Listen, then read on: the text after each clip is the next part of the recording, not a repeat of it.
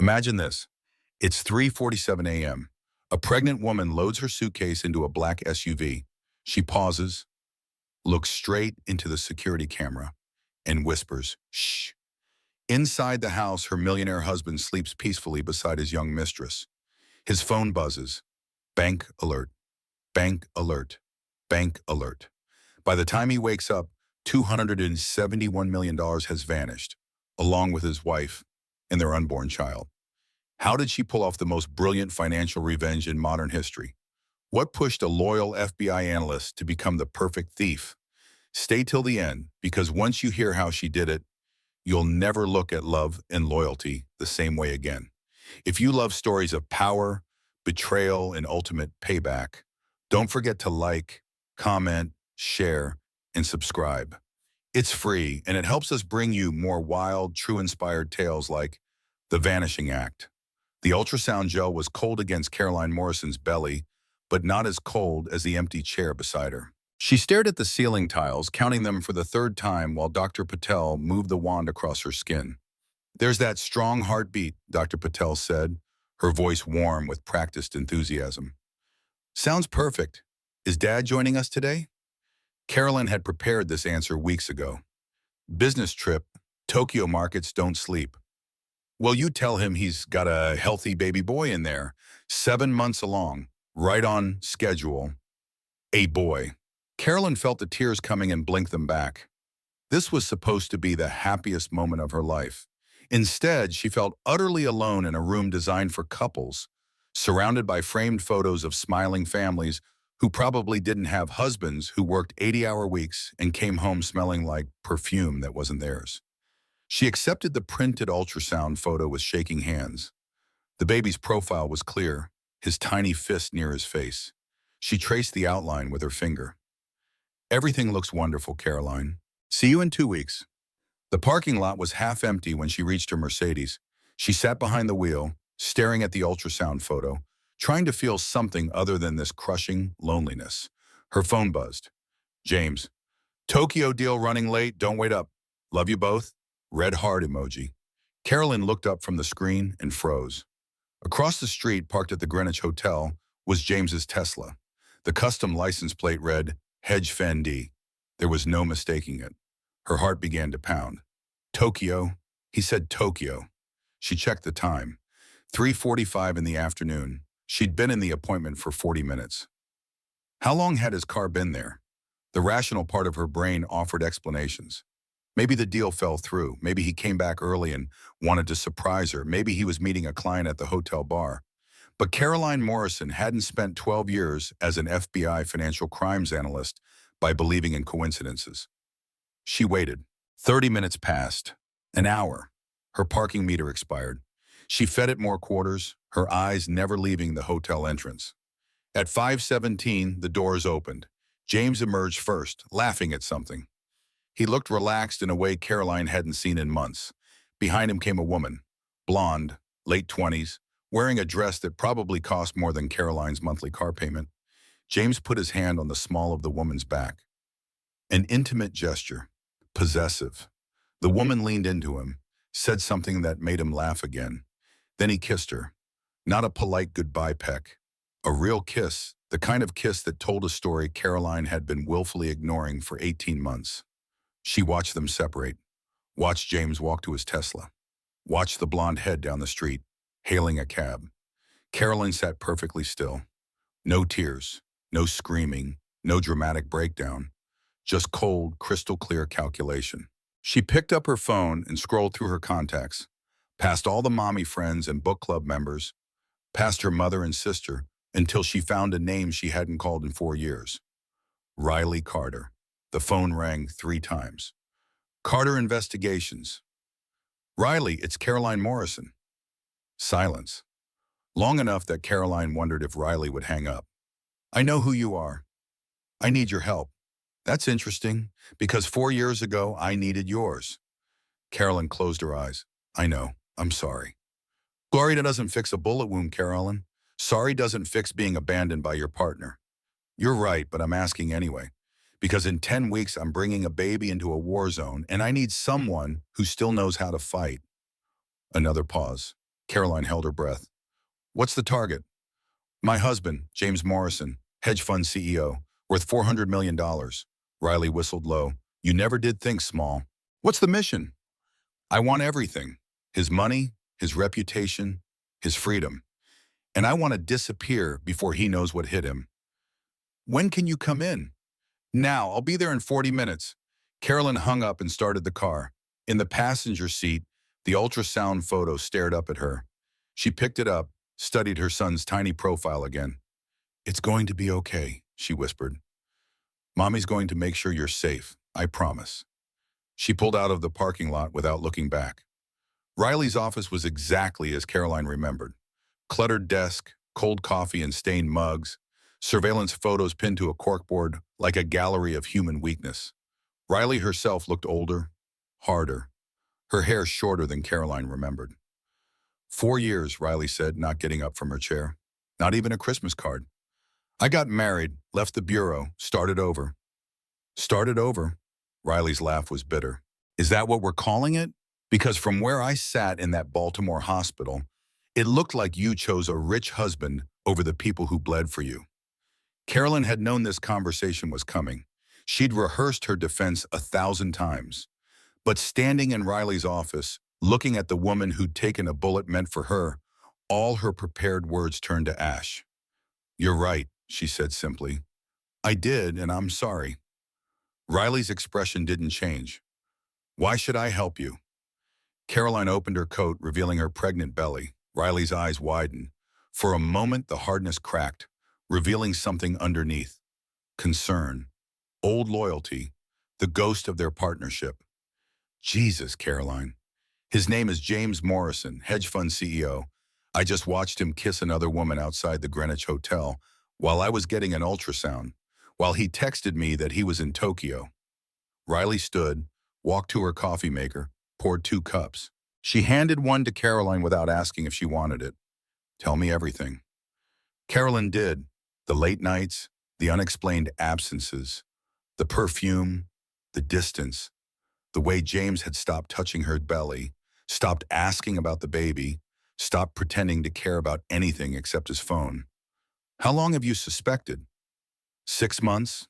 Maybe longer.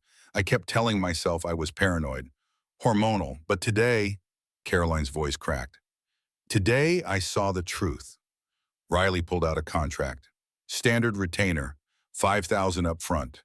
My rate is $200 an hour plus expenses. I need more than surveillance, Riley. What are you asking for? I need to know everything, every account, every asset, every vulnerability. And then I need to disappear with my son and enough money that James Morrison can never find us or control us again. Riley set down her coffee cup. That's not a PI job, Caroline. That's a heist. I know. You could go to prison. Only if I get caught. Riley studied her for a long moment. You're serious. Completely. This isn't you. The Caroline Morrison I knew followed every rule. She believed in the system. The Caroline Morrison you knew didn't have a baby to protect. Didn't have a husband planning to trap her in a marriage while he builds a second life with someone else. Caroline leaned forward. I spent 12 years hunting financial predators, Riley. I know how they think, I know how they hide money, and I know how to take it all away. Riley smiled for the first time. There's the agent I remember. She pulled out a fresh contract. Different terms, 10,000 retainer, and when this is over, we're even. No more debt between us. Deal. They shook hands. When do we start? Carolyn asked. We already did. Give me 1 week. I'll get you everything you need to know about your husband's other life. Caroline stood to leave, then paused at the door. Riley, thank you. Don't thank me yet. What you're planning, it's going to get ugly. It already is ugly. I'm just leveling the playing field. The Cedar Correctional Facility visiting room smelled like industrial cleaner and broken dreams. Carolyn sat at a scarred table, watching the door, her stomach churning with something that wasn't morning sickness. She hadn't seen her brother in 18 months. Not since the sentencing. Not since she'd sat in a federal courtroom and watched Tyler Morrison led away in handcuffs because she'd refused to lie for him. The door buzzed. Tyler walked in, thinner than she remembered, wearing orange that washed out his skin. His eyes found hers across the room, and something cold passed between them. He sat down, picked up the phone. Caroline did the same. If you're here to lecture me about choices and consequences, save it. I get that speech from the chaplain every Tuesday. I'm here to hire you. Tyler laughed, sharp and bitter. I'm in prison, Caroline, because you testified against me. I was FBI. I had no choice. You had a choice. You chose your career over your family. How'd that work out for you? Carolyn felt the words like a slap, but he wasn't wrong. She had chosen. She'd sat on that witness stand and told the truth about Tyler's offshore accounts, his client list, his methods. She'd helped send her own brother to federal prison. And for what? 2 years later, she'd quit the bureau anyway, married James, convinced herself she could have a normal life. I'm 7 months pregnant, she said quietly. James is cheating on me. I need to move $400 million without leaving a fingerprint. Can you help me or not? Tyler's expression shifted. 400 million? Give or take. That's substantial. It's everything he has, everything he thinks makes him untouchable. Tyler leaned back, studying her. You want to do to your husband what I did for my clients. Hide assets. Create shells, make money disappear. Yes. You sent me to prison for doing exactly that.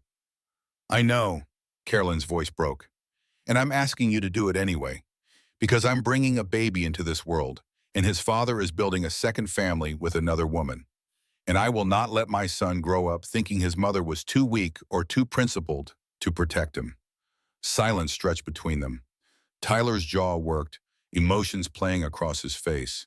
Anger, betrayal, and underneath it all, something that looked like grudging respect. How much are you paying? 5 million, cash, untraceable, enough to disappear when you get out. I want 10. Done, but I need something else first. What? I need you to admit something, Carolyn said, that you could have helped me, that you chose not to. Tyler blinked. What? When I testified, you had information that could have helped me, about bureau corruption, about my supervisor taking kickbacks. You kept it quiet because you were angry, because you wanted me to suffer. His face darkened. That's not, yes it is, we both know it. You protected your clients, but you didn't protect me. So before we do this, before we become partners, I need to hear you say it. That you chose your revenge over your sister. The silence was deafening. Tyler's hands clenched around the phone. Carolyn watched him wrestle with it, watched him realize she was right. You're right, he finally said. I had evidence. I could have used it. I didn't. I wanted you to feel what I felt. Abandoned, betrayed. And now? Now we're even. Or we will be when you wire me $10 million. Carolyn smiled despite herself. When do we start? Right now. You need to get me a burner laptop. Smuggle it in through your lawyer. I'll send you a list of what I need. And Caroline? Yeah? This is going to be the most complicated financial crime either of us has ever committed. Your husband, if he's worth 400 million, he's got protections. Layers. We're not just stealing money, we're dismantling a fortress. Can you do it? Tyler's smile was sharp. I'm the best there is. That's why they locked me up. Give me 1 week to map his empire. Then we'll show your husband what happens when he underestimates a Morrison. 7 days later, Carolyn sat in her home office while Tyler's voice crackled through an encrypted video call on the smuggled laptop. Okay, here's what we're looking at, Tyler said. Your husband is very, very good at hiding money. 3 tiers of protection. Carolyn's screen filled with charts and diagrams. Walk me through it. Tier 1 is the accessible money, 91 million in joint accounts and brokerage. You have legal access as a joint account holder. This is the easy part. In Tier 2, 180 million in a Cayman Islands trust. This is the hard part. Biometric authentication, fingerprint and voice recognition. He has to personally authorize any movement. Can we fake it? Maybe. I've been working on something, but it's risky. What about Tier 3? 129 million locked in Morrison Capital Equity, his hedge fund. It's illiquid. We can't touch it without triggering SEC reviews and investor panic, so we ignore it. Caroline did the math. 271 million. That's what we can realistically move. In theory, but here's the problem. Move that much money, every alarm in the financial world goes off. Banks will call him. The SEC will launch investigations. He'll know within hours. So what do we do? Tyler grinned. We use a loophole. New York state law allows pregnant women to file for emergency spousal support without notifying their husband if there's evidence of financial dissipation. What's dissipation? Spending marital assets on an affair. And based on the surveillance Riley sent me, your husband has spent $437,000 on his mistress in the past year. Apartment, car, gifts. That's textbook dissipation. Caroline leaned forward. Keep going. You file Friday night. Courts are closed for the weekend. James doesn't get served until Monday morning. That gives you 72 hours. In that window, you liquidate everything and move it into an irrevocable trust for the baby. By the time James realizes what happened, the money's gone, and it's legal, technically. What's the timeline? Tyler pulled up a calendar. I need 2 more weeks to set up the shells in the Gibraltar Trust. Then we wait for the perfect opportunity. When's James's next trip? He's going to the Hamptons next weekend. Said it's a guy's retreat. Tyler snorted. Let me guess, he's taking the mistress. Riley's confirming it now. Perfect. He'll be distracted, overconfident. That's when we strike. Friday night while he's sleeping next to her, you empty every account he has. Caroline felt something cold settle in her chest. Not fear, purpose.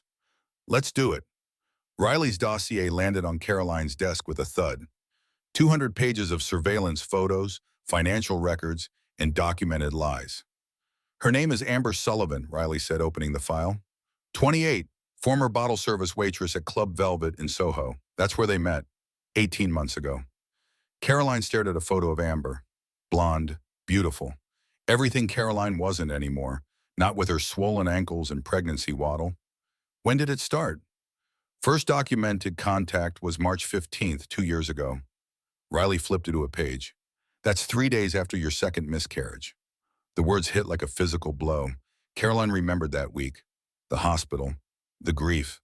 Coming home to an empty house because James had a critical meeting that couldn't be rescheduled. He'd been with her.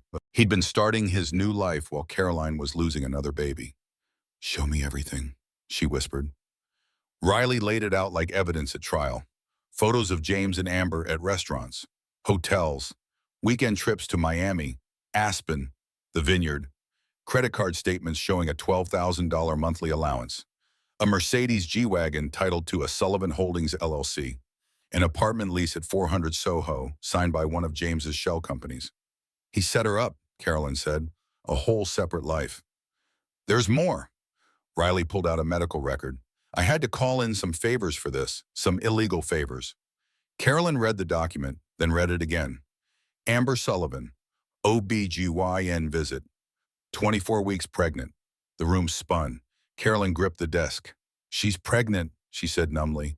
6 months pregnant. The timeline matches. Conceived around the same time as you.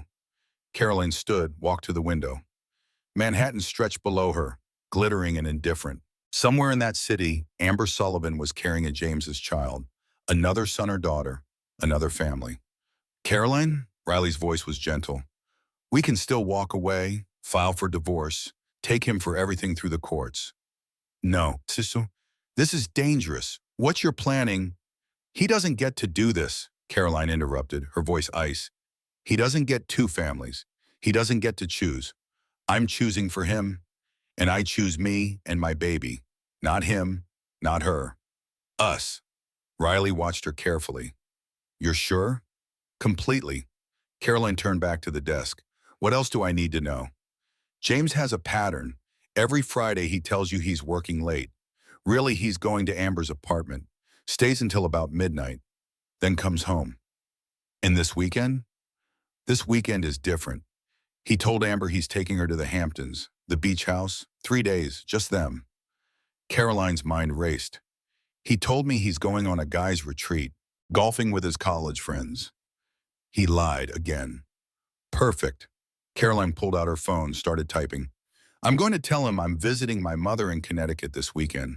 Give him permission to have his little vacation. While you do what?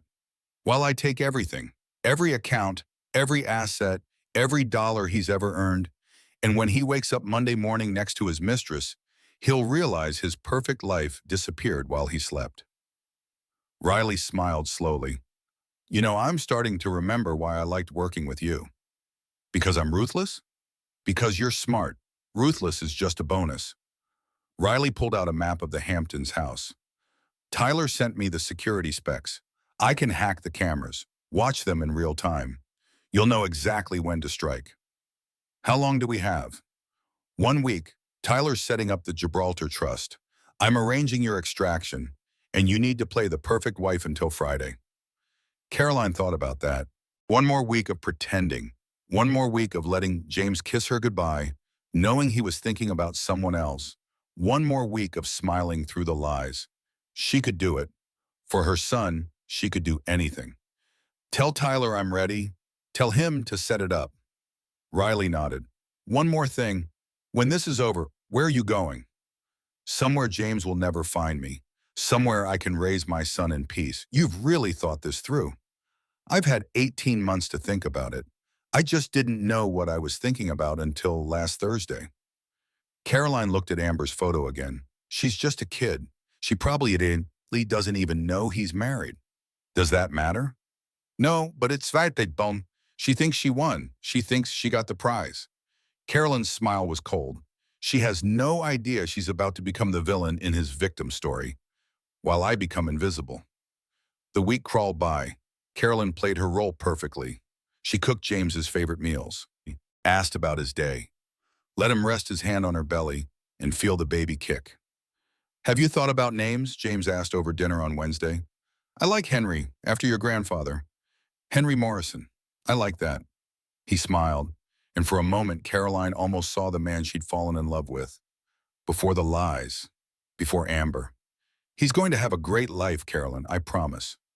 The irony was suffocating. James thought he was securing their son's future. Caroline was too, just not together. Thursday evening, she staged her departure. Mom's been asking about the baby, she said, loading a suitcase into her Mercedes. I thought I'd drive up to Connecticut for the weekend. Give her some quality grandmother time. James's relief was palpable. That's great, babe. You need the rest. The third trimester is brutal. What about you? Still doing the golf thing? Yeah, Hampton Pines. Should be a good weekend. The lies rolled off his tongue like water. I'll miss you, though. He kissed her. Caroline kissed him back, tasting betrayal and deceit. I'll miss you, too. Have fun with the guys. She drove 3 blocks, then circled back through the service entrance of their building. The doorman, Carlos, had been well paid to forget she'd ever returned. In her home office, she powered up her laptop and called Tyler. I'm in position, she said. Status? Gibraltar Trust is active. Shell companies are layered. Separation papers are drafted and ready to file. We're green across the board. Riley? En route to the Hamptons. I'll have eyes on the house by 1900 hours. Caroline checked her watch. 7 o'clock. In 30 minutes, James would pick up Amber.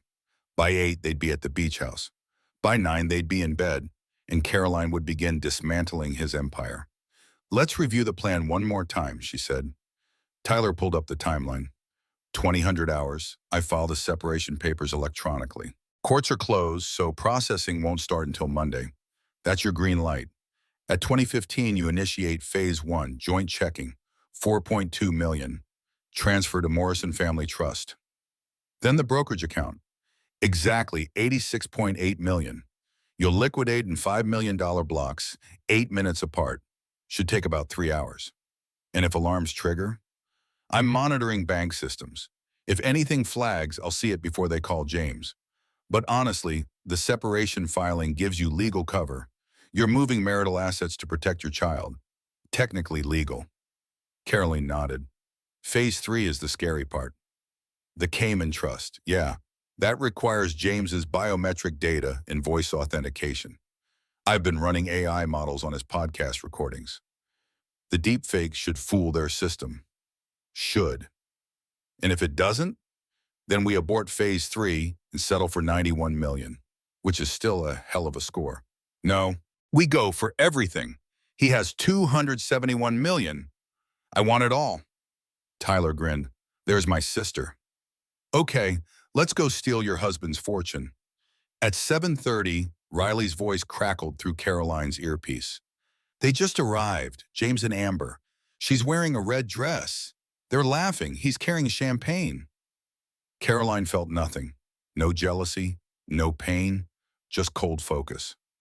Good, let me know when they're in the bedroom. Copy that. Caroline stared at her laptop screen. Multiple windows open, bank logins ready, her hands were steady. After 12 years chasing financial criminals, she'd finally become one.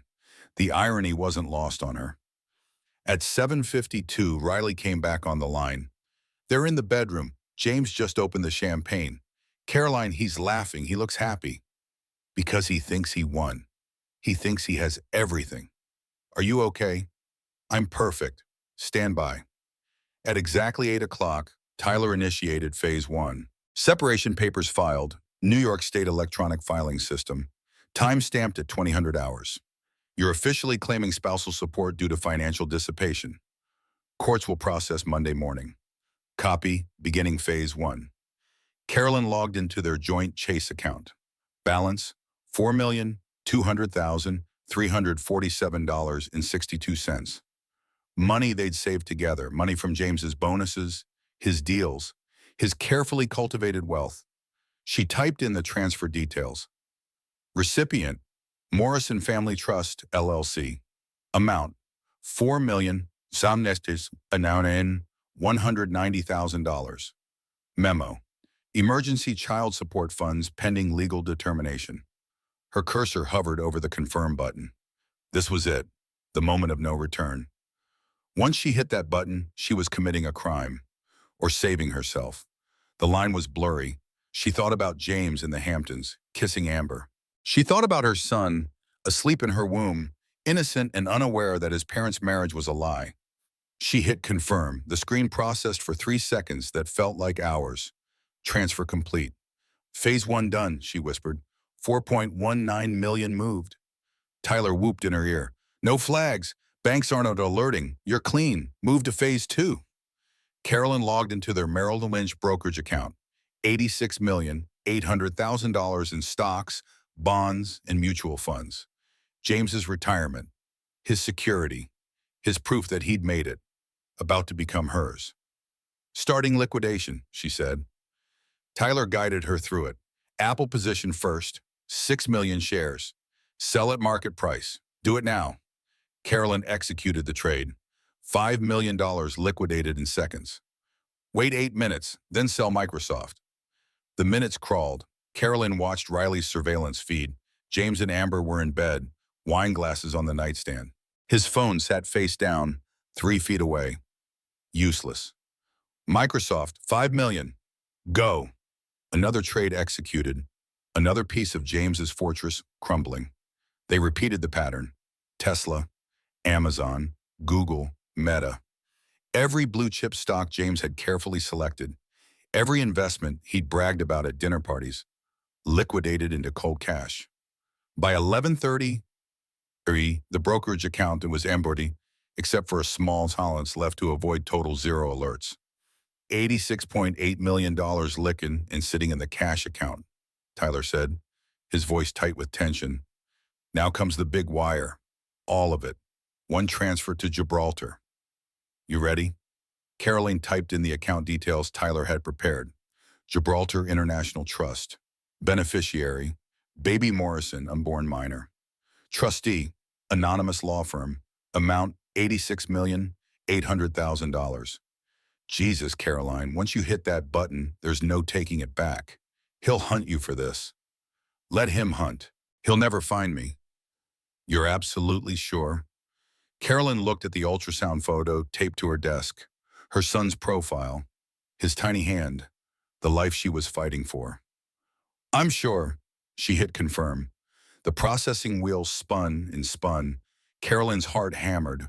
What if the system rejected it? What if... Transfer complete. She let out a breath she didn't know she'd been holding. Holy shit, Riley breathed. You just moved $91 million in under 4 hours. Caroline, you did it. We're not done. Phase 3. Tyler's voice was serious now. This is the big one, the Cayman Trust. 180 million. But Caroline, it requires biometric authentication. If the AI voice doesn't work, it'll work. Walk me through it. At 12:15 in the morning, Caroline sat in front of her laptop with a phone in her hand and her brother's voice in her ear, about to commit the most audacious financial fraud of her life. Okay, I've accessed James's iCloud backup, Tyler said. I'm extracting his fingerprint biometric data now. This is going to take about 5 minutes. Carolyn watched the progress bar crawl across her screen. On Riley's surveillance feed, James and Amber were asleep, tangled together in sheets that Caroline had picked out 3 years ago. She felt nothing. That scared her more than the crime she was committing. Extraction complete, Tyler announced. I've got his print. Now I'm spoofing it through a virtual mobile device that mimics his iPhone. The Cayman Bank's app should read it as legitimate. What about the voice? That's where it gets tricky. I've been training an AI model on James's podcast recordings. 47 episodes of Morrison on Markets. The AI can replicate his voice, his patterns, his verbal tics. But it's not perfect. If the bank's authentication system is sophisticated enough, it might detect the fake. What are our odds? Honestly, 60-40 in our favor. Maybe 70-30. But Carolyn, if it fails, I still have $91 million and a new identity waiting in Portugal. I'll survive. But I want all of it, Tyler. Every dollar he hid, every asset he protected. I want to leave him with nothing. Silence. Then Tyler said quietly, "You sound like me when I was stealing from my clients. Is that a bad thing? I went to prison. Only because I testified against you. This time I'm the criminal, and I don't plan to get caught." Tyler laughed sharp and bitter. "Okay then, let's make history. Calling the Cayman hotline now." Caroline's screen displayed the spoofed phone interface. The number dialed. It rang twice. "Cayman First International Trust Services, how may I direct your call?" The voice was human, British accent, professional. Caroline's hands started to sweat. Tyler triggered the AI. When James's voice came through the speakers, it was perfect, exact pitch, exact cadence. Even the slight rasp he got when he was tired. "This is James Morrison. I need to access my trust account." "Of course, Mr. Morrison. Please verify your identity with the authentication phrase." Shit. Carolyn hadn't prepared for a phrase, but Tyler had. AI James spoke smoothly. The mountain and the sea remained constant. Carolyn had never heard that phrase in her life. Tyler must have pulled it from some recording she didn't know about. "Thank you, Mr. Morrison. Now please authenticate via your mobile device." A notification appeared on Carolyn's screen. The bank's app requesting biometric confirmation. Tyler's spoofed fingerprint data transmitted. Carolyn held her breath. 10 seconds, 20, 30. Authentication successful. How may I assist you this evening? Mr. Morrison. Carolyn nearly collapsed with relief. Tyler kept the AI running, voice steady and calm. "I need to transfer the complete balance of trust account 4472B to a new beneficiary trust." "Certainly. May I ask the reason for this transfer?" "Estate planning for my unborn child. My attorney advised consolidating assets before the birth." "I understand. What is the receiving account?" Tyler fed her the information. Caroline read it aloud through the AI voice. "Gibraltar International Trust, account number 703988842, beneficiary, Morrison Henry James, unborn minor, born estimate November 2024. One moment, please." The hold music was excruciating, classical piano, meant to be soothing. Instead, every note felt like a countdown to disaster. What if they called James to confirm? What if the AI had a glitch? What if, "Mr. Morrison, I have confirmation. Transfer amount is 180 million even. This will take approximately 48 hours to process fully. Is this correct?" "Yes." "Please confirm with your security code." Fuck, another thing Carolyn didn't have. But Tyler did. God knew how he'd gotten it, but numbers appeared on her screen. AI James recited, 7 Alpha, Nisha November, 3 Bravo, 6. Another pause. Caroline's heart was going to explode. Confirmed, transfer initiated. You should see preliminary movement within 12 hours. Is there anything else I can help you with this evening? No, thank you. Have a pleasant evening, Mr. Morrison. The line went dead. Caroline sat frozen. Tyler was whooping in her ear. Riley was laughing, but Caroline just stared at the screen. Transfer initiated. $180 million. Caroline? Riley's voice cut through the noise. You did it. Holy shit, you actually did it. How much time until James could possibly know? Caroline asked. Banks are closed until Monday morning, Tyler said. Even if someone tried to contact him, it's the weekend. He won't check his accounts. He's on vacation with his mistress. He thinks he's untouchable. Caroline checked the time. 2:47 in the morning. On Riley's feed, James was still asleep. Amber's head on his chest, peaceful, ignorant. Total transfer amount? Caroline asked. Tyler pulled up the numbers. $271,190,000. Minus the $10 million I'm taking as payment. That leaves you with $261 million. And your son's trust is worth the full $271. Carolyn did the math. James started with $400 million. He'd lost over 2/3 of his net worth. Everything liquid, everything movable, everything he could access. All that remained was his illiquid hedge fund equity, which he couldn't touch without destroying his business. She'd gutted him. Phase 4, she said quietly. Extraction. Saturday morning arrived with the cruel normalcy of sunlight streaming through expensive curtains. James Morrison woke at 6:15, stretched his arms above his head, and reached for his phone with the casual confidence of a man who believed himself untouchable. No alerts, no messages. The screen was pristine, peaceful. Beside him, Amber Sullivan slept peacefully, her blonde hair splayed across the pillow like a magazine advertisement. The morning light caught the diamond bracelet on her wrist, a gift he'd given her 2 months ago, charged to a credit card Caroline never saw. James smiled. This was freedom. This was what life was supposed to feel like. He padded to the kitchen in bare feet, the cold marble floor a pleasant shock against his skin. The coffee maker gurgled to life. Through the floor-to-ceiling windows, the Atlantic stretched endless and blue. His beach house, his mistress, his perfect weekend. Carolyn was in Connecticut with her mother, probably complaining about swollen ankles and back pain. Pregnancy had made her so needy, so exhausting.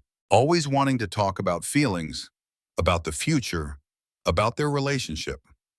With Amber, everything was simple, fun. She didn't ask complicated questions. She didn't demand emotional labor. She just enjoyed the ride. He poured 2 cups of coffee, carried them back to the bedroom. Amber was awake now, scrolling through her phone. Morning, beautiful, he said, handing her a cup. She looked up, smiled that smile that had first caught his attention at Club Velvet 18 months ago. Morning, what's the plan today? I was thinking beach walk, that Italian place you like for lunch. Maybe we drive into town, do some shopping. Sounds perfect. She sipped her coffee, then placed a hand on her 6-month pregnant belly. Baby's kicking already. I think she knows her daddy's here. James felt a complicated twist in his chest. Another baby, another family. The situation was getting messy, but he'd figure it out. He always did. Maybe he'd set Amber up with a better apartment after the baby came. Maybe he'd spend more time here in the Hamptons. Caroline would never have to know. He was in control. He had options. He was winning. 250 miles away, Caroline Morrison stood in her Tribeca loft with military precision, methodically erasing herself from James's life. The apartment felt different now. Empty, like a stage set after the play had ended. She moved through rooms she'd decorated, past furniture she'd chosen, touching nothing that mattered anymore. Riley arrived at 6:45, her expression grim. Last chance, Riley said quietly. Once you walk out that door, you can't come back. Not to this life. Not to being Caroline Morrison, you understand that? Caroline looked at her wedding ring still on her finger. 5 years ago, James had slipped it on in a ceremony that cost $300,000. She'd believed every word of his vows. She'd been so naive. She twisted the ring off. set it on the bathroom counter. The band left a pale line on her finger like a scar. I understand, she said. Caroline Morrison is dead. She died the moment she realized her husband was building a second family while she carried his first child. Riley nodded. I transferred the $2 million to your account. Use it wisely. Get a lawyer when James comes hunting. Because he will hunt. Let him. I'll be a ghost. They stood in the foyer, 4 years of complicated history between them. Carolyn had abandoned Riley after Baltimore, had chosen James, chosen the promise of a normal life, chosen to forget the woman who'd taken a bullet for her. I'm sorry, Caroline said, for everything, for disappearing, for being a coward. You weren't a coward, you were tired. There's a difference. Riley pulled her into a careful hug. But this? What you did last night? That took guts. That took the Caroline Morrison I remember from the bureau. Or it took desperation. Maybe both. Riley stepped back. Your car's downstairs. Burner phone is in the glove box. Passport under Sarah Mitchell. Cash in the trunk. You're about to become a ghost, Carolyn. Make sure you stay one. Carolyn picked up her single suitcase. Everything she was taking fit in one bag. No designer clothes, no jewelry, no photos except the ultrasound image of her son. She was shedding her skin, leaving behind the expensive shell that James had built around her. On the bed, she left an envelope. Inside, a single note written in her careful handwriting. You wanted 2 families. Now you have none. The money's in a trust for our son. You'll never touch it, and you'll never find us. She walked to the door, paused, looked back one final time. The Tribeca loft, the life she'd built, the woman she'd been, all of it was ashes now. She walked out without looking back. The private airstrip in New Jersey was gray and industrial, nothing like the glossy private terminals James used. This was the kind of place where people paid cash and asked no questions. A Cessna Citation waited, engines already running. The pilot barely looked at her passport. Ms. Mitchell, we're fueled and ready. Montreal, correct? Correct. She climbed aboard. The cabin was small, utilitarian, no champagne, no leather seats, just functional transportation from one life to another. The jet lifted off at 8:15. Caroline watched New York shrink below her, the city where she'd fallen in love, gotten married, built a career, lost herself. From up here, it looked like a toy, insignificant, easy to leave behind. Her burner phone buzzed, a text from Riley. Still sleeping. Beach house quiet. You're clear. Carolyn deleted the message, then powered down the phone completely. From now on, she'd use it only for emergencies. No connections to her old life. No breadcrumbs for James to follow. The flight to Montreal took 90 minutes. She spent it with her hands on her belly, feeling Henry kick, talking to him silently. We're going to be okay. I promise. Your mother did something terrible to protect you, something she'll have to live with forever. But you'll be safe. You'll be loved. And you'll never know what your father really was. In Montreal, she transformed in an airport bathroom. Box dye turned her blonde hair dark brown. Glasses changed her face. Different clothes, different posture, different woman. Sarah Mitchell looked nothing like Caroline Morrison. The Air Canada flight to Lisbon departed at 2:15. She bought the ticket with cash at the counter, a last-minute traveler seeking Portuguese sun. The gate agent barely glanced at her passport. She slept most of the flight, exhausted from 36 hours without rest. When she woke, they were descending over the Portuguese coast. Red tile roofs climbed hills. White buildings gleamed in afternoon sun. The Atlantic sparkled blue and endless. Her new home. The immigration officer at Lisbon Airport stamped her passport without interest. Purpose of visit? Tourism. Maybe looking for a place to live. I'm pregnant. Thought the slower pace would be nice. Bem-vinda a Portugal. Welcome. He waved her through. Just like that, Caroline Morrison ceased to exist. Sarah Mitchell collected her bag and stepped into Portuguese sunshine, 7 months pregnant, carrying $261 million in untraceable accounts, and absolutely free. James Morrison had never felt so alive. Saturday unfolded like a dream he'd designed himself. He and Amber walked the beach at sunrise, her hand in his, her laughter bright as the gulls overhead. The sand was cool beneath their feet. The ocean whispered secrets. I love this, Amber said, squeezing his hand. Just us, no phones, no pressure, just being together. James felt a surge of affection. This was what he'd been missing with Caroline. Lightness, joy. A woman who appreciated him instead of analyzing him, questioning him, demanding he be someone he wasn't. Me too, he said, and meant it. In that moment, he meant it completely. They had lunch at Osteria Marini, the Italian place where they'd celebrated Amber's birthday last month. Fresh pasta, a bottle of wine, just one glass for her, the baby and all. The waitress knew them by name now. James liked that, liked having a place that was theirs. When are you going to tell Caroline, Amber asked over tiramisu. She'd asked before. She asked every few weeks, the question always there beneath the surface. Soon, James said, the lie smooth as aged scotch. After your baby comes. I want to time it right. Make sure everything's protected. Protected how? Legally, financially. Caroline was FBI. She knows how to dig. I need to make sure the divorce doesn't destroy me. Amber frowned. But you love me, right? You want us to be a real family? Of course I do.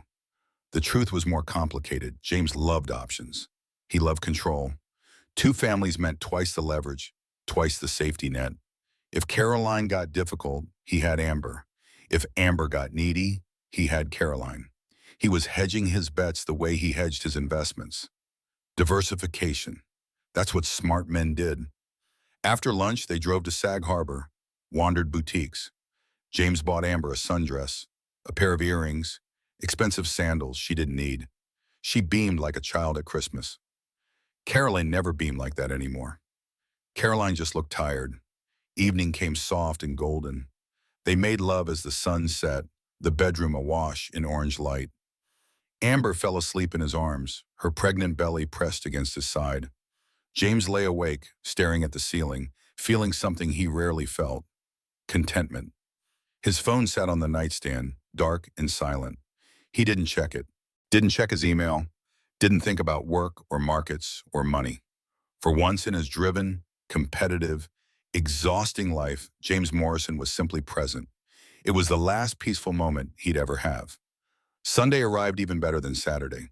They stayed in bed until noon, lazy and tangled.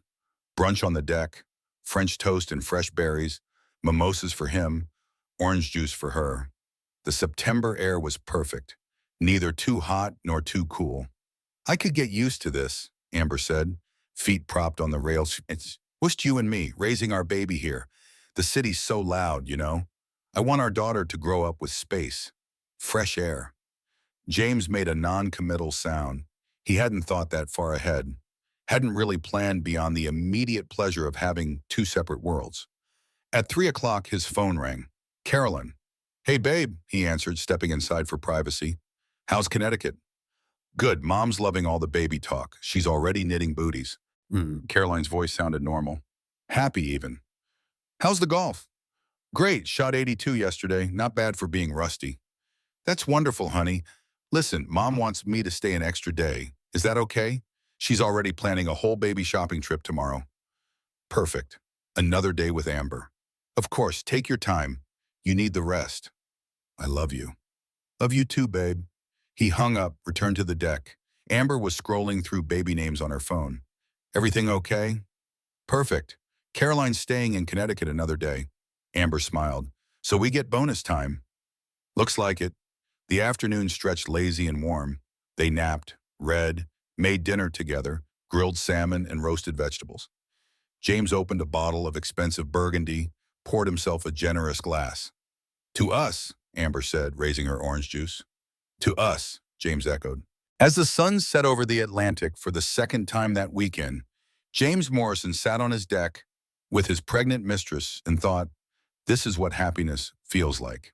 He had no idea that while he sat there content and oblivious, his entire financial empire had been quietly dismantled, that his wife had committed the perfect crime, that his life, as he knew it, had ended 36 hours ago. He was living in the last moment before the bomb exploded, and he didn't even know it. Sunday night, they made love slowly, tenderly. Amber fell asleep first, her breathing deep and even. James lay beside her, one arm around her growing belly, and felt something close to peace. Tomorrow he'd return to the city, to Caroline and the pregnancy and the complicated dance of maintaining two lives. But tonight he had this. Simple, uncomplicated, perfect. He checked his phone one last time before sleep. No alerts, no emergencies, just the quiet hum of a life running smoothly. He set the phone back on the nightstand face down. He never saw the notifications starting to pile up. The bank alerts, the lawyer's urgent messages, the CFO's panicked calls. He slept the sleep of the innocent, wrapped around his mistress, while his entire world collapsed in digital silence. By the time he woke Monday morning, it would be too late. Caroline Morrison would be gone, and James Morrison would discover what it felt like to lose everything. Monday morning arrived like a bullet to the skull. James Morrison woke to his phone vibrating so violently it was dancing across the nightstand. The screen was ablaze with notifications, a cascade of red flags, urgent messages, missed calls stacking up like a digital avalanche. His first thought was market crash. His second thought was terrorism. His third thought, as he grabbed the phone and saw the actual messages, was, what the fuck? CFO Mitchell, call me now, emergency. Chase Bank, urgent account activity requiring verification. Lawyer Steinberg, James, do not talk to anyone until you call me.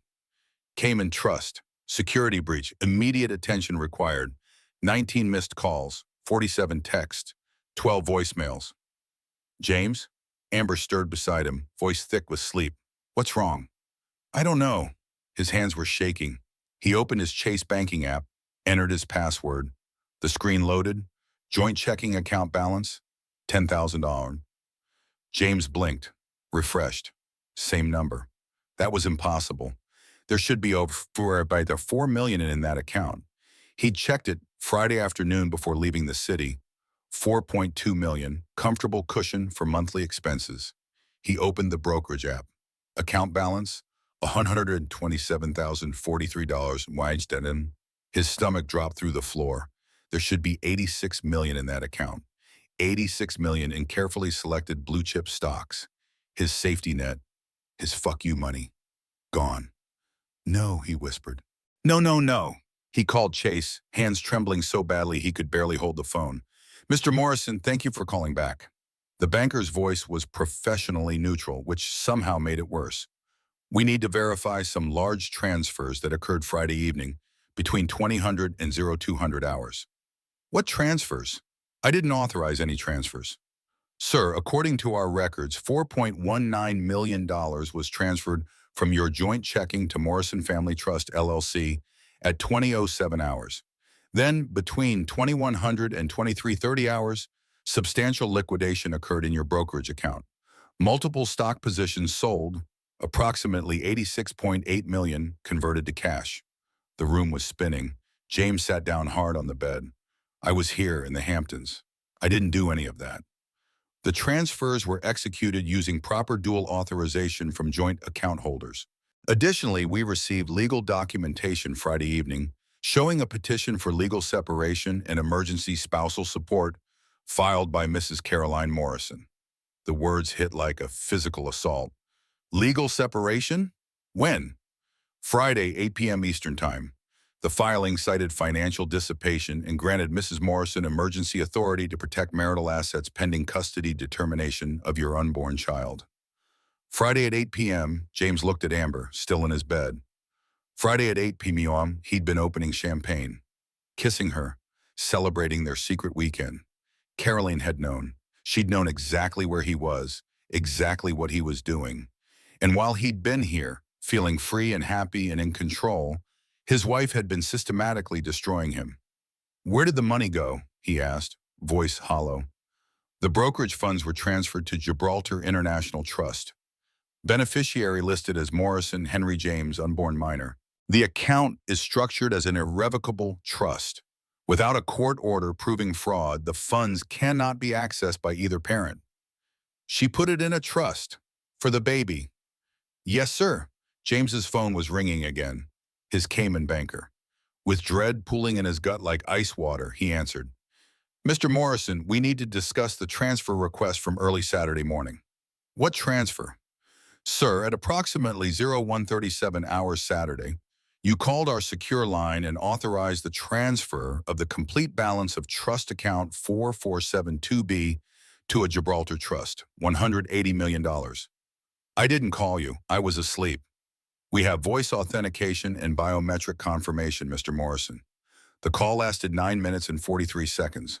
You provided your security phrase, fingerprint verification via mobile IC app, and your alphanumeric security code. James felt the blood draining from his face. That's impossible. Nevertheless, the transfer was authorized and executed. The funds are currently in transit to Gibraltar. Under the trust structure, they cannot be recalled without beneficiary consent. How much do I have left? The question came out as a whisper. In liquid assets? Approximately 1.8 million across various accounts that weren't accessed. Your Morrison Capital equity remains intact at approximately 35 million, but as you know, that's illiquid and cannot be accessed without board approval and vesting schedules. James did the math in his head. He'd woken up Friday morning worth $400 million. Now he was worth less than 40 million, and most of that was locked in his fund. Carolyn had taken $271 million in a single night. The doorbell rang, sharp and demanding. That'll be your process server, the Cayman banker said quietly. Your lawyer mentioned you'd be served this morning. Mr. Morrison, I'm sorry, truly. James stumbled to the door like a drunk man. Amber followed, wrapped in a sheet, eyes wide with growing panic. James, what's happening? He didn't answer, couldn't answer. The process server was young, professional, bored. James Robert Morrison? Yes. You've been served. He handed over a thick manila envelope, turned and left without another word. James opened it with numb fingers. Petition for legal separation, Caroline Morrison for all. James Morrison, New York Supreme Court. Inside were photos, dozens of them. James and Amber at restaurants, hotels, the beach, his apartment, 6 months of surveillance, time-stamped and cataloged. His hand on her back, kissing her, holding her pregnant belly. Credit card statements showing $437,000 spent on Ace Sullivan. The Soho apartment lease, the Mercedes title, the jewelry receipts. Every transaction documented, highlighted, undeniable. And the final page, emergency transfer of marital assets to irrevocable trust for minor child Morrison, Henry James. Executed pursuant to NY Domestic Relations Law Section 236, subsection B. Assets transferred, $271,000, $190,000. Grounds, financial dissipation through maintenance of extramarital affair and secondary household. Filed Friday, 8 p.m. The exact moment he'd been toasting Amber with champagne. James looked up at Amber. She was staring at the photos, her face pale. You're married, she said flatly. This whole time, you're married, and she's pregnant too. Amber, you told me you were separated. You said the divorce was in progress. You said... Her voice broke. I'm 28 years old, James. I'm 6 months pregnant with your baby. And you played me. It's not like that. Then what is it like? Because it looks like you have a pregnant wife who just took everything you own while you were here fucking me. The words were like acid. James wanted to argue, to explain, to make her understand. But what was there to say? Carolyn had played him perfectly. She documented everything, waited for the perfect moment. Struck while he was distracted and arrogant and stupid, she checkmated him. You need to leave, he said quietly. What? Get your things. Call a car. Go back to the city. Don't contact me. James, I'm pregnant with your child. I know, the words exploded out of him. I know, and right now I have about $1 million liquid and a wife who just stole my entire fortune using my own money and my own arrogance against me. So I need you to leave. Now. Amber's eyes filled with tears, but she got dressed, packed her bag, called an Uber. At the door, she turned back. For what it's worth, I hope she destroys you. You deserve it. She left. James sat on the couch, papers scattered around him, and laughed. Bitter, broken, disbelieving laughter. His wife had just executed the perfect heist. $271 million vanished in a single night, and she'd done it legally. or legally enough that proving otherwise would take years and expose his own crimes. The money was in a trust for his son. His son. He couldn't contest it without admitting he'd been hiding assets. Couldn't report Caroline without admitting biometric fraud. He couldn't prove, couldn't do anything except watch his empire crumble. She'd thought of everything. He called his lawyer. Find her, he said. I don't care what it costs. Find Caroline and make her pay. Steinberg's sigh was heavy. James, she filed legally. The separation is valid. The trust is structured perfectly. And if you try to prove fraud, you'll have to admit you were hiding money in the Caymans, which opens you to IRS investigation, possible tax evasion charges, and SEC scrutiny of your fund. So I just accept this? She takes everything? Not everything. You still have your fund equity. About 35 million once it vests. You'll rebuild. From 400 million to 35 in one night. She's good, James, better than good. Wherever she learned this, she was FBI, financial crimes. She investigated people like me for 12 years. Well, then she knew exactly how to gut you, and she did. James hung up, looked around the beach house. His sanctuary, his escape. It all felt like a prison now. He opened his laptop, searched. Caroline Morrison. Nothing recent. Her social media accounts were deleted. Her phone went straight to voicemail. It was like she'd evaporated. He tried Sarah Mitchell, Portugal. Nothing. She was gone. Truly, completely gone. And she'd taken everything with her. James Morrison sat in his beach house with his mistress fled and his wife vanished and his fortune stolen, and realized for the first time in his life what it felt like to lose. Not just money, everything. 6 months later, the cafe in Lagos, Portugal, had become Caroline's favorite spot. She came here 3 times a week, always mid-morning when the tourist crowds thinned and the locals settled into their routines. She'd order a galao and a pastel de nata, sit at the corner table overlooking the Atlantic, and watch her son sleep in his stroller. Henry was 3 months old now. Perfect. Healthy. He had James's blue eyes and her dark hair. When he smiled, which he did often, Caroline felt her heart might burst from the sheer weight of love. She'd never known love like this existed. This fierce, protective, all-consuming thing that made her previous life seem like a pale shadow. Desculpe, este lugar está ocupado? A voice spoke in Portuguese. Excuse me, is this seat taken? Caroline looked up, about to say yes. The seat was taken when she recognized the face behind the sunglasses. Riley. Riley pulled off her sunglasses. Grin. Surprise. Caroline's mouth fell open. What are you doing here? Visiting. Someone wired me $2 million 6 months ago. Figured I'd see what Portugal's about. Riley sat down without waiting for permission, flagged the waiter. Café, por favor. Her Portuguese was terrible, but the waiter understood. Riley turned back to Caroline, studying her with professional assessment. You look good, different. The dark hair suits you. I'm a different person now. Sarah Mitchell, right? That's what your passport says. How did you find me? Please, I'm a PI. Finding people is literally my job. You left breadcrumbs, small ones, but they're there. The apartment lease in Lagos, the pediatrician registration, the cafe you visit 3 times a week at the same time. Riley leaned forward. Don't worry. If I can find you, it means I can tell you how not to be found. Caroline felt a spike of fear. James is too busy trying not to drown. His fund collapsed. Investors pulled out when the separation news hit. SEC launched an investigation into his offshore accounts. He's broke, Caroline, living in a studio apartment on the Upper East Side. Amber left him the day after you did. She had the baby, a girl. She's suing him for child support he can't pay. Caroline absorbed this information. She'd wondered late at night what happened to James, whether he'd rebuilt, whether he'd moved on, whether he ever thought about her. Good, she said quietly. Is it? Riley studied her. You destroyed him, completely. Does that feel like justice? I don't know what it feels like. Caroline looked at Henry, still sleeping peacefully. Sometimes I think I'm a hero. Sometimes I think I'm a monster. Most of the time I think I'm just a woman who did what she had to do. You protected your child. That's not monstrous, isn't it? I stole $271 million. I committed fraud. I faked biometric data. I fled the country. I'm a criminal, Riley. You're a survivor. Is there a difference? Riley was quiet for a moment. The waiter brought her coffee. She sipped it, made a face. This is terrible. How do you drink this? Despite herself, Caroline laughed. You get used to it.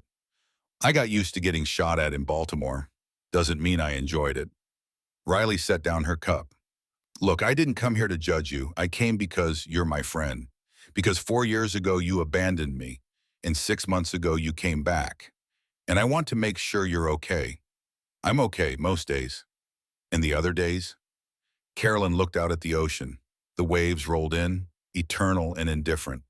The other days I wake up from dreams where I'm back in New York. Back in that marriage. Back in the lie, and I wonder if I made the right choice. Did you? I don't know. How do you measure? My son is safe. I'm free. James is destroyed. But I'll never know if there was another way. A better way. A way that didn't require me to become the thing I spent 12 years hunting. Henry stirred, made small noises. Caroline reached him down, lifted him from the stroller. He blinked up at her with those blue eyes, and her heart clenched. He'll never know his father, she said. Is that a bad thing? I took that choice from him. Maybe someday he'll hate me for it. Or maybe someday he'll understand you saved him from a man who would have taught him to be a liar. Riley reached over, touched Henry's tiny hand. Hi there, little man. I'm your Aunt Riley. Your mom and I used to catch bad guys together. Used to, Caroline echoed. Yeah, well, I sold the agency. Nothing keeping me in New York anymore. Riley, before you argue, I've already signed a lease. 2 blocks from here. Figured Portugal could use a good PI. And you could use a friend. Carolyn felt tears welling. You don't have to do that. I know, I want to. You gave me $2 million, Caroline. That's fuck you money. That's start over money. And I'm choosing to start over here. With you. With Henry.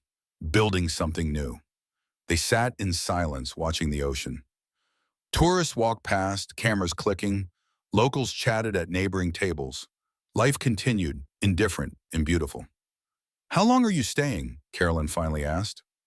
As long as you'll have me, and I've got $2 million, a friend who needs his backup, and a godson who needs someone to teach him how to spot a liar from 50 yards. You're insane. We both are. That's why we work. Maybe that was true. Maybe they were both damaged, both running from ghosts, both trying to build something real from the ashes of their old lives, but they were doing it together.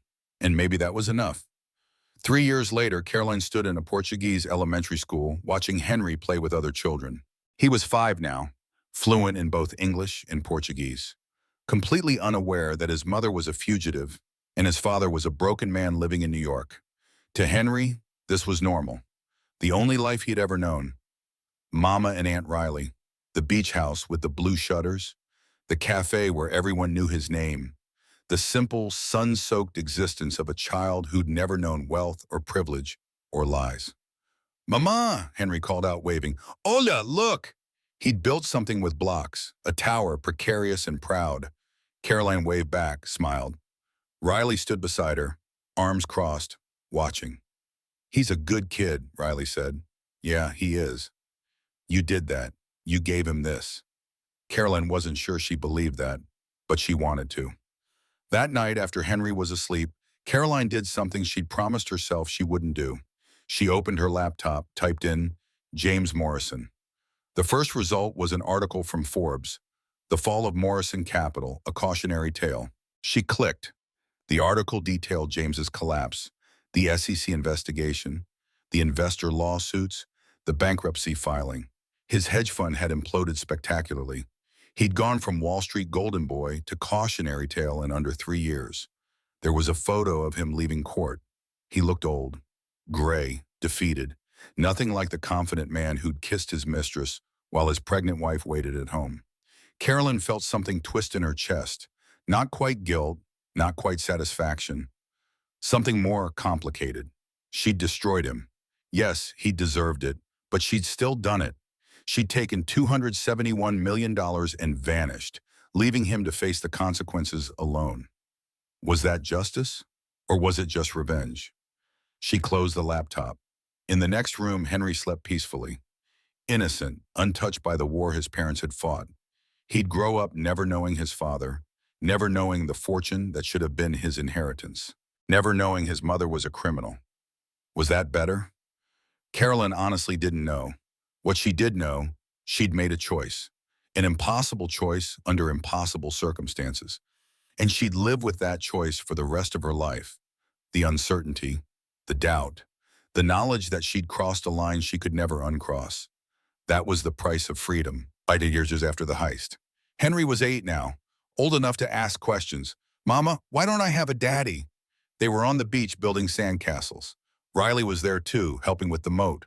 Carolyn had prepared for this question, had rehearsed it in her mind 1,000 times. Your daddy lives far away, she said carefully.